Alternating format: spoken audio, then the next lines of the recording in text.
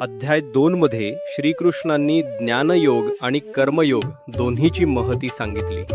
पण अर्जुनाच्या मनात मोठा प्रश्न निर्माण झाला.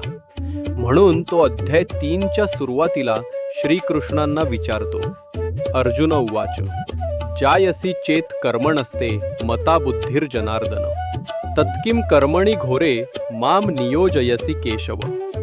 अर्जुन म्हणतो, हे जनार्दना, जर तुला ज्ञानकर्मापेक्षा श्रेष्ठ वाटत असेल तर मग मला या भयानक युद्धकर्मात का प्रवृत्त करतोस?